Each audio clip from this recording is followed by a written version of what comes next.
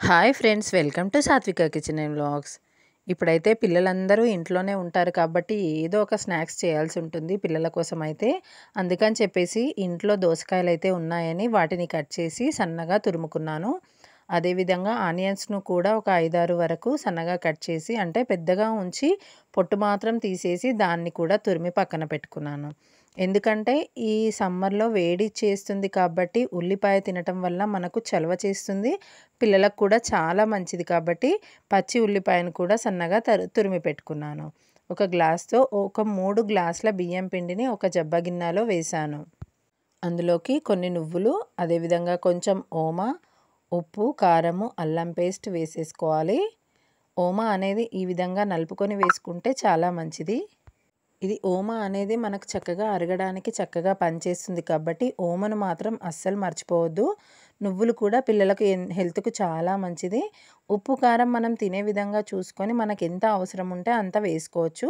తర్వాత ఇందాక మనం తురిమి పెట్టుకున్న ఒక సైడ్ అయితే నేను దోసకాయది, ఒక సైడ్ ఉల్లిపాయది తురిమి పెట్టుకున్నాను చూడండి. దీన్ని మొత్తాన్ని ఇందులో వేసేసి ఫస్ట్ కలుపుకోవాలి. ఉల్లిగడ్డలో అయినా దోసకాయలో అయినా కొంచెం వాటర్ క్వాంటిటీ అయితే వస్తుంది.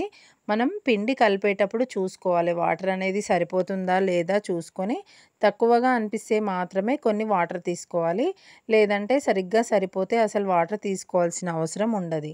ఫస్ట్ ముందుగా ఫింగర్స్తో మాత్రం మొత్తం టోటల్గా ఈ విధంగా మిక్స్ చేసుకున్న తర్వాత మొత్తం గట్టిగా మెదుపుకోవాలి.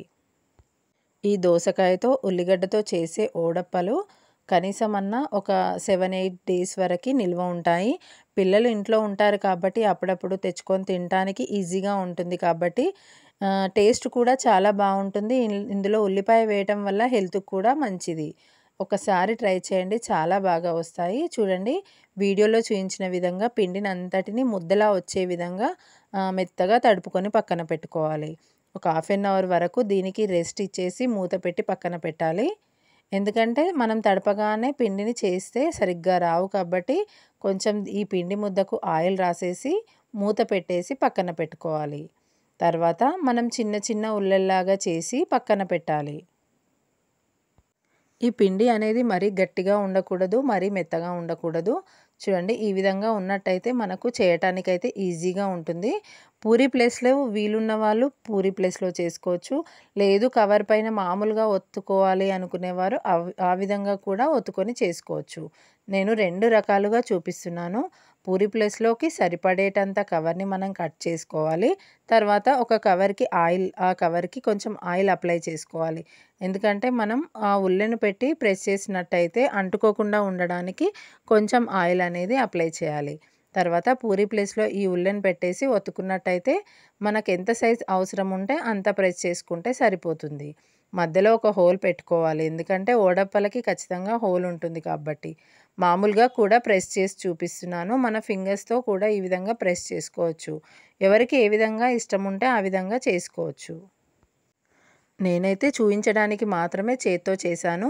మిగిలినవన్నీ ప్రెస్తో చేసి ఒక కవర్ పైన పక్కన పెట్టుకున్నాను. ఎందుకంటే కొంచెం క్వాంటిటీతో చేస్తే చేత్తో చేస్తే సరిపోతుంది. కానీ ఎక్కువ క్వాంటిటీతో చేసినప్పుడు మనం పూరీ ప్లస్ ఉపయోగించుకుంటే మంచిది. ఒక బాండిలో ఆయిల్ పెట్టేసి అది మరిగేంత వరకు ఆగిన తర్వాత ఈ విధంగా కొంచెం పిండి ముద్దను వేసి తీసేసుకోవాలి. ఎప్పుడు కానీ ఆయిల్ మనం వేయగానే డైరెక్ట్గా మనం చేసినవి వేయకుండా కొంచెం ఈ విధంగా పిండి ముద్దను వేసి తీసేసుకోవాలి. మనకు కాగిందా లేదా అనేది కూడా తెలిసిపోతుంది. అదేవిధంగా కొంచెం పిండి ముద్దనైనా పక్కకు తీసి పెట్టుకోవాలి. ఆయిల్ అనేది మంచిగా హీట్ అయిన తర్వాత ఇందులోకి మనం ఇందాక ఒత్తి పెట్టుకున్న అప్పాలను వేసి 2 వైపులా గోల్డెన్ బ్రౌన్ కలర్ వచ్చేంత వరకు ఫ్రై చేసుకోవాలి. మనం మెత్తగా కావాలంటే ఇవి మెత్తగా వస్తాయి. లేదు క్రిస్పీగా కావాలి అంటే కొంచెం సిమ్లో పెట్టి సిమ్ నుంచి మీడియం ఫ్లేమ్లో పెట్టి కొద్దిసేపు ఎక్కువగా ఫ్రై చేసుకున్నట్టయితే క్రిస్పీగా కూడా వస్తాయి. బాగా లావుగా కావాలంటే కొంచెం దొడ్డుగా ఉంచుకోవాలి, లావుగా ఉంచుకోవాలి. సన్నగా క్రిస్పీగా కావాలంటే కొంచెం సన్నగా ఒత్తుకుంటే క్రిస్పీగా వస్తాయి. ఇది హెల్త్కి కూడా చాలా మంచిది ఆనియన్ వేయటం వల్ల. ఈ విధంగా మనకి ఎన్ని అవసరం ఉంటే, అంటే బాండిలో ఎన్నైతే పడతాయో అన్నన్ని, అంటే ఒక 3-4 వరకు పట్టినట్టయితే ఇంకొక 2 ఎక్స్ట్రా కూడా వేసుకొని ఫ్రై చేసుకోవచ్చు. కానీ చక్కగా 2 సైడ్స్ మంచిగా ఫ్రై అయ్యే విధంగా చూసుకొని నూనె మొత్తం ఆయిల్ అందులో బాండీలోనే వంపుకొని మిగిలినవి సైడ్‌కి మనం పెట్టుకోవాలి. చూడండి లోపల చూపించినట్టయితే ఎంత చక్కగా ఫ్రై అయ్యాయి. ఉబ్బుగా వచ్చాయి. లోపల మధ్యలో ఖాళీగా, ఫ్రీగా మంచిగా వచ్చాయి. టేస్ట్ కూడా చాలా బాగా వచ్చాయి. నేనైతే చూడండి ఈ విధంగా ఒక వైట్ కలర్ కవర్ తీసుకొని పూరీ ప్లేస్ ఒత్తుకొని ఈ విధంగా పెట్టుకున్నాను. వెంట మనం ప్రెస్‌తో చేసుకొని గోలించుకోవాలంటే కొంచెం టైం పడుతుంది కాబట్టి ఈ విధంగా ముందుగానే ఒత్తి పక్కన పెట్టుకున్న తర్వాత మనకి ఎన్నైతే బాండీలో పడతాయో అన్నన్ని వేసుకుంటూ ఫ్రై చేసుకుంటే సరిపోతుంది. మీరు కూడా ఒకసారి ఇలాంటి అప్పాలను ట్రై చేయండి. పిల్లలైతే చాలా ఇష్టంగా తింటారు. పిల్లలనే కాదు మనం కూడా ఎక్కడికైనా టూర్స్‌కి అట్లా వెళ్ళినా, ఇంకెక్కడికైనా వెళ్ళినా కూడా చపాతీ అలాంటివి తీసుకెళ్తే మనకు కర్రీ కానీ, చట్నీ కానీ అవసరం. కానీ వీటికి ఏది అవసరం ఉండదు. మామూలుగా తినేసినా సరిపోతుంది. మనం చపాతీ అలా చేసుకుంటే చట్నీ, కర్రీ అంటే ప్రాసెస్ అనేది పెద్దగా ఉంటుంది. ఇదైతే ఈజీగా చేసుకొని తీసుకెళ్ళొచ్చు. వీడియో నచ్చినట్టయితే తప్పకుండా సబ్స్క్రైబ్ చేసుకోండి, లైక్ చేయండి, షేర్ చేయండి. ప్లీజ్ సబ్స్క్రైబ్ సాత్విక kitchen and vlogs.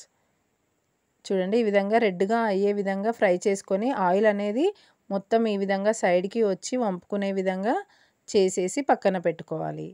Thanks for watching.